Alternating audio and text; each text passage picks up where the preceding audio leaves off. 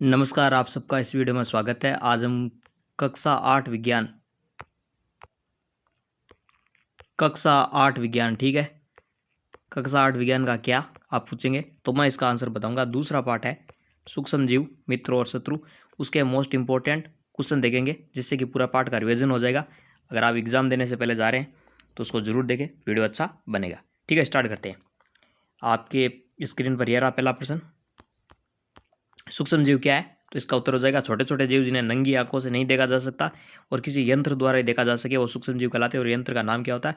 उसका नाम होता है सूक्ष्मदर्शी या माइक्रोस्कोप। यानी छोटे छोटे जीव जिन्हें नंगी आंखों से नहीं देखा जा सकता, किसी यंत्र द्वारा देख सकते हैं, सूक्ष्म जीव कहलाते हैं। अगला प्रश्न चले फिर, एक लाभकारी सूक्ष्म जीव का नाम बताइए। यानी जो हमारे फायदे का है उस सूक्ष्म जीव का नाम बताना है।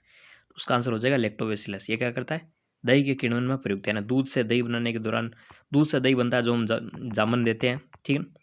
तो उसमें क्या है? बैक्टीरिया होता है और उसका नाम है लैक्टोबैसिलस, जो दूध को दही में बदल देता है। तीसरा प्रश्न है, एक हानिकारक सूक्ष्म जीव का नाम बताइए ना, एक जो हमें हमारे लिए नुकसानदायक है। तो इसका उत्तर हो जाएगा साल्मोनेला है, वो एक हानिकारक सूक्ष्म जीव है। यह खाद्य विषाक्तता का कारण बनता है ना, यह सूक्ष्म जीव अगर भोजन में पड़ जाए तो भोजन को खराब कर देता है। ठीक है। चौथा प्रश्न है, पाश्चुरीकरण क्या है? तो हानिकारक सूक्ष्म जीवों को मारने के लिए दूध को गर्म करने की प्रक्रिया है, वो पाश्चुरीकरण कहते हैं। और दूध पैकिंग की थैली आती है, उनमें जो उसको गर्म करके ठंडा करके फिर पैक किया जाता है। तो इस ठीक है, और इसमें एक निश्चित टेम्परेचर पर गर्म किया जाता है। पूरी साल पढ़ा होगा, आप बताना कि किस टेम्परेचर पर पाश्चुरीकरण की क्रिया होती है, ये भी आपको पता होना चाहिए। ठीक है। पांचवा प्रश्न है, जीवाणुओं से होने वाले एक रोग का नाम बताइए। तो जीवाणु से एक रोग होता है क्षय रोग। ठीक है। छठा प्रश्न है, नाइट्रोजन स्थिरीकरण करने वाले जीवाणु क्या करते हैं? तो वायुमंडलीय नाइट्रोजन को ऐसे रूप में बदलते हैं जिसका कि पौधे उपयोग कर सके। ना पौधे सीधी नाइट्रोजन नहीं लेते, तो कुछ सूक्ष्म जीव होते हैं उस नाइट्रोजन से क्रिया करके कुछ और बना देते हैं उस नाइट्रोजन का। ठीक है। जैसे कि आप रोटी खाते हैं, ठीक है, आपको कहते हैं कि सीधे गेहूं चबाओ तो नहीं होगा, पहले उसका आटा पीसा जाएगा, फिर उसकी रोटी बनेगी, ठीक है, फिर रोटी बनेगी, फिर आप खाओगे। उसी तरह पौधे सीधी नाइट्रोजन नहीं लेते, कुछ सूक्ष्म जीव होते हैं वो उसे बदल देते हैं ताकि पौधे उपयोग कर सके। ठीक है। सातवां प्रश्न है, एंटीबायोटिक्स बैक्टीरिया के खिलाफ कैसे काम करते हैं? तो वो क्या करते हैं?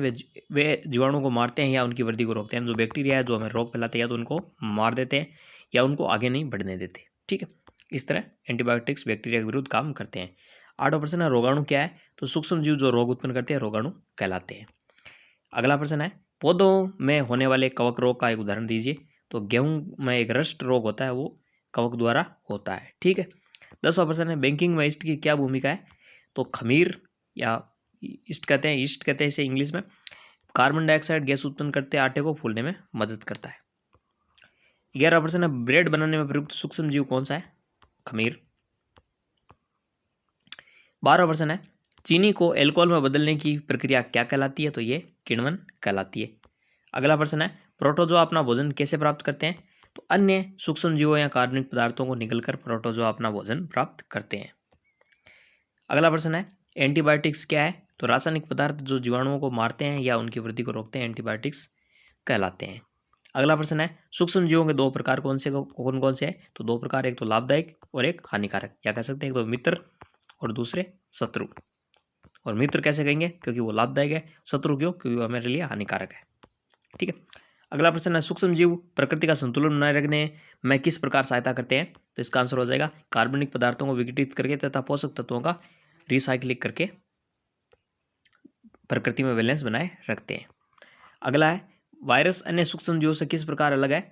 तो वायरस को जीवित जीव नहीं माना जाता क्योंकि अपनी प्रतिकृति यानी फोटोकॉपी नहीं बना सकते, लेकिन किसी जीवित जीव के अंदर जाकर वो रोग फैलाते हैं जो फोटोकॉपी करते हैं, जबकि बाहर निर्जीव की तरह व्यवहार करते हैं। अगला प्रश्न है, बायोडिग्रेडेबल शब्द का क्या अर्थ है? तो वे पदार्थ जिन्हें सूक्ष्म जीव द्वारा हानिरहित उत्पादों में तोड़ा जाता है बायोडिग्रेडेबल कहे जाते हैं। अगला प्रश्न है, उस वैज्ञानिक का नाम बताइए जिसने पेनिसिलिन की खोज की। तो उसका नाम है अलेक्जेंडर फ्लेमिंग। 20वां है, कंपोस्टिंग क्या है? तो खाद बनाने के लिए सूक्ष्म जीवों द्वारा कार्बनिक पदार्थों को विघटित करने की प्रक्रिया वो क्या कहलाती है? कंपोस्टिंग कहलाती है।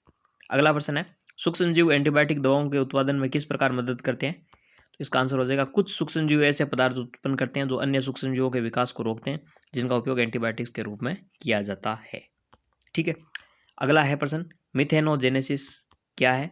तो कुछ सूक्ष्म जीव द्वारा मीथेन गैस का उत्पन्न करने की जो प्रक्रिया है वो क्या कहलाती है? मिथेनोजेनेसिस कहलाती है।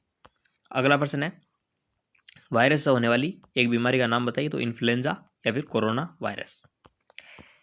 अगला प्रश्न है, नाइट्रोजन स्थिरीकरण क्या है? तो वायुमंडलीय नाइट्रोजन का ऐसे रूप में रूपांतरण जिससे पौधे अवशोषित कर सके वो प्रक्रिया कहलाती है नाइट्रोजन स्थिरीकरण कहलाती है।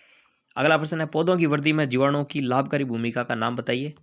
तो जीवाणु मिट्टी में नाइट्रोजन का स्थिरीकरण करते हैं जिससे पौधों को उपलब्ध होती है, जैसे कि फलीदार पौधों में रहता है राइजोबियम जीवाणु। ठीक है। अगला है, सूक्ष्म जीवों के मुख्य वर्गों के नाम लिखिए। तो सूक्ष्म जीवों के 4 मुख्य वर्ग है, शैवाल, जीवाणु, प्रोटोजोआ और कवक। अगला प्रश्न है, डेंगू व मलेरिया के वाहक बताइए। तो डेंगू एडिज मच्छर द्वारा होता है, ये वायरस जनित रोग है।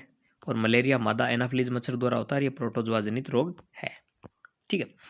अगला प्रश्न है, वायरस क्या है? तो सूक्ष्म जीव जो निर्जीव है लेकिन जीवित जीवों के शरीर में गुणन कर उन्हें बीमार करते हैं, वायरस कहलाते हैं।